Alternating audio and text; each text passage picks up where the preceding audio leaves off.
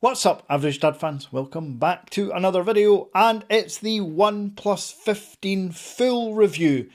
It's safe to say this OnePlus 15 has divided opinion. Some of the stuff on here is phenomenal, but then some of the other stuff is just a bit confusing. Let's go.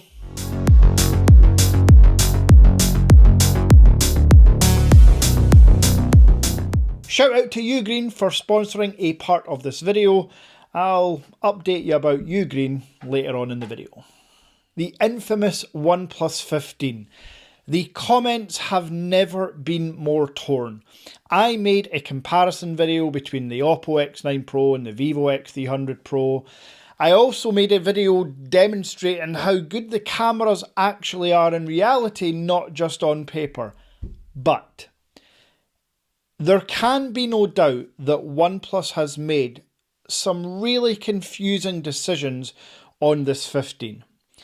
For example, one of the biggest irks of mine is the display. Now, I am all for a higher refresh rate if it's permanent.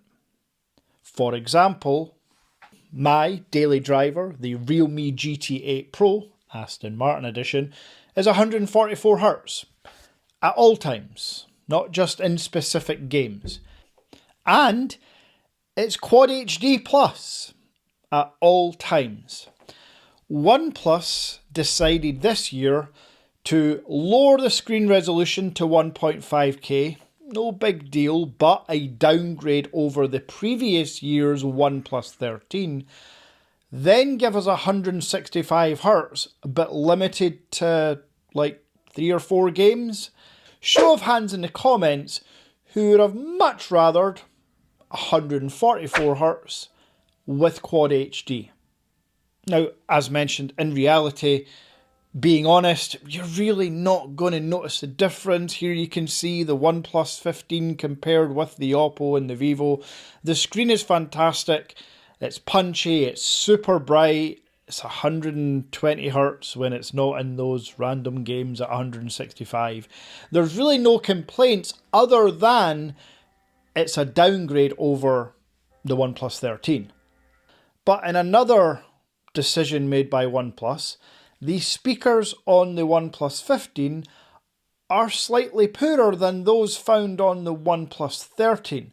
So for my use case scenario of listening to music or podcasts while doing my shave and shower in the morning, it's not as punchy as the Z80 Ultra or, to be honest, my Realme GT8 Pro.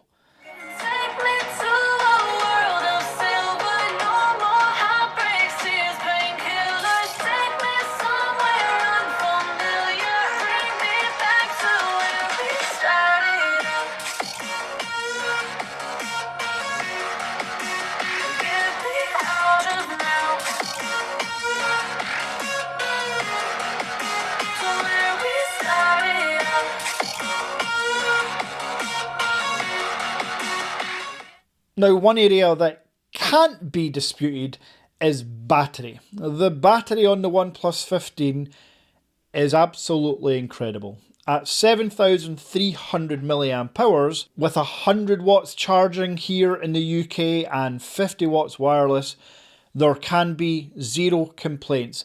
This is an upgrade over the OnePlus 13. So yeah, no complaints on battery. In real life use for the past 3 weeks, I've been getting regularly 2 days of use out of this phone.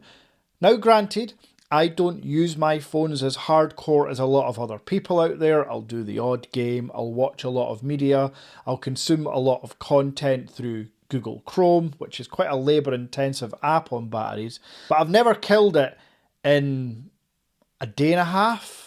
I think the quickest I killed it with my use case scenario was after about 11 hours or 10 hours of screen on time.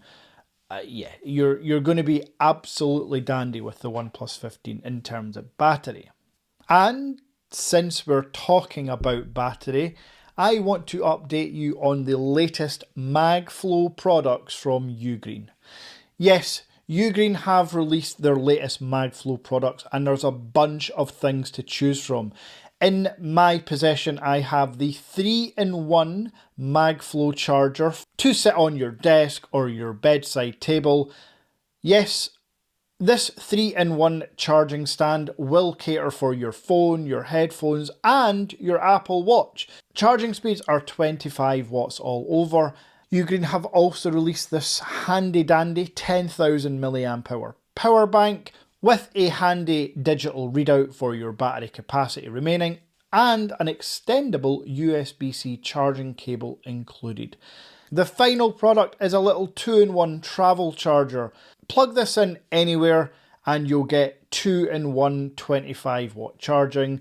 Now, all we need is for companies like OnePlus and Vivo and Oppo to bring in Qi 2 charging MagFlow, MagSafe compatibility. Shout out to Ugreen. Thanks very much for sponsoring a part of this video. Let's get back to the OnePlus 15. If you're one of those people that skipped the ad, that's okay. I just want to reiterate, I really wish the OnePlus 15, the Oppo X9 Pro, the Vivo X300 Pro all adopted Qi 2 magnetic charging. It would make life so much easier. That should be the standard going forward. Just wanted to highlight that. Now, let's talk about my use case scenario with the Snapdragon 8 Gen 5 chip inside this device. I do not get any of the comments from people that don't own the device, they've never used the device, but they feel the need to comment that the OnePlus 15 throttles and overheats all the time.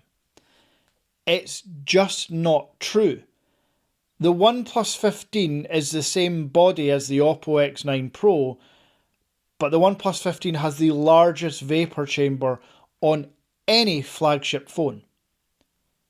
So simple physics would dictate that it's going to throttle and overheat less than the Oppo X9 Pro, which nobody's complaining about.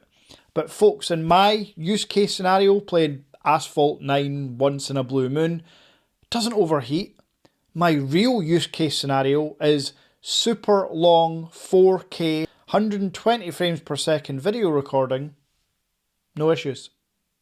I've never had this phone get even lukewarm, never mind hot to the touch. No app has ever crashed. It's 16 gigabytes of DDR5X Ultra Plus RAM. It's UFS 4.1 Pro storage. It's the latest and greatest and most efficient and most powerful specifications you can get. I just don't get it. The rhetoric out there about this overheating, sorry, I can't agree. I can agree with all the other things you're saying about the decisions OnePlus have made. In my experience gaming, having 20 apps open at the same time, long video recording sessions, absolutely no issues. And all I can do is give you my real life use case scenarios and opinions. So before we talk cameras, there's a couple of other things I just want to mention. Out with the design, there is the actual build quality itself. This phone is IP69K water and dust resistant. The sandstone version I have here isn't actually glass, it's fiberglass, which is plastic. And that's okay, you would never really know. But if you go for one of the other colours of the OnePlus 15, that will be a Gorilla Glass Victus 2 back. So in terms of longevity and durability, as you can see here, my phone is immaculate still. But there is a chance that the sandstone version will get more scratched up because it's, well, plastic. And now for the most controversial category of the OnePlus 15. The part of the review that most people kind of are interested in, because it's the part of the phone that most people are interested in. It's the cameras. And I've made a camera video dedicated to the OnePlus 15 just to highlight a few shots. Here they are again, just so you know what I'm talking about.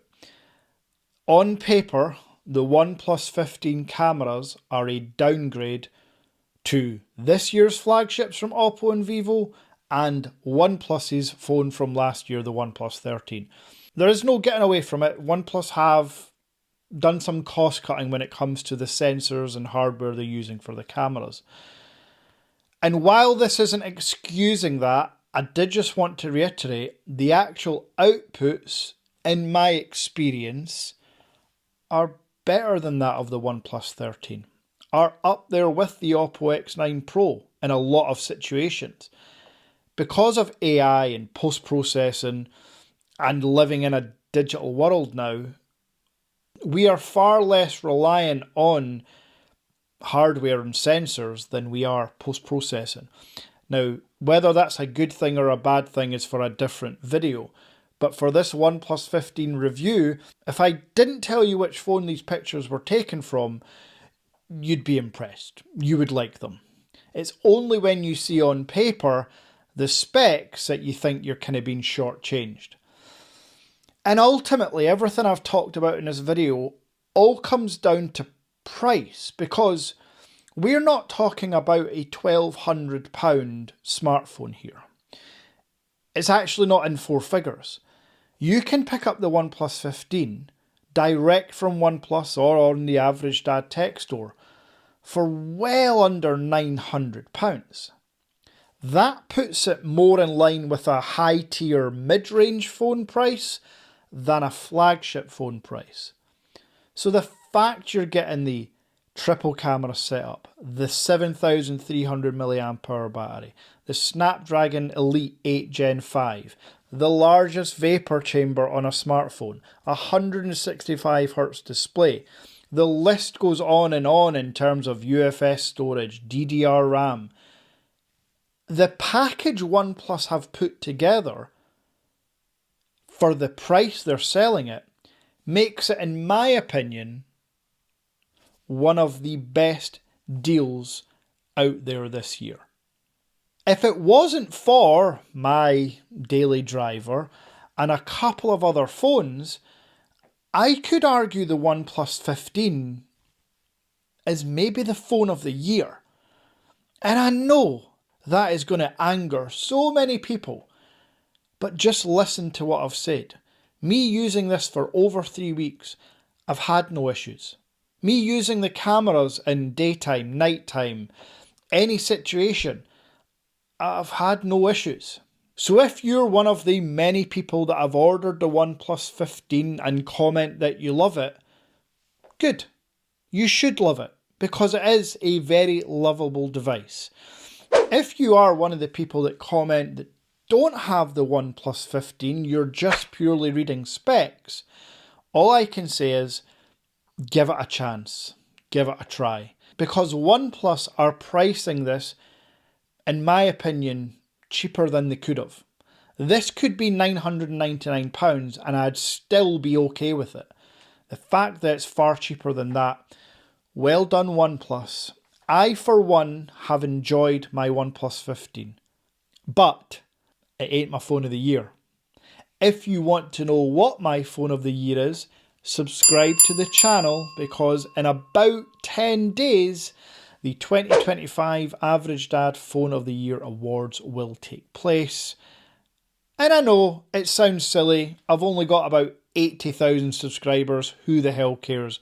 But for me, for my community, we care, because it's the awards that aren't tainted by any influence from manufacturers. It's 100% honest, as tech reviews should be. If you've liked this review, please smash like. I'll be back soon with a full review of the Nubia Z80 Ultra, and your average dad might have just ordered a couple of Huawei devices, which has definitely put him in the negative in his bank account. So stay tuned to that, smash subscribe. If you've got any questions, anything at all, leave them in the comments below. And until next time,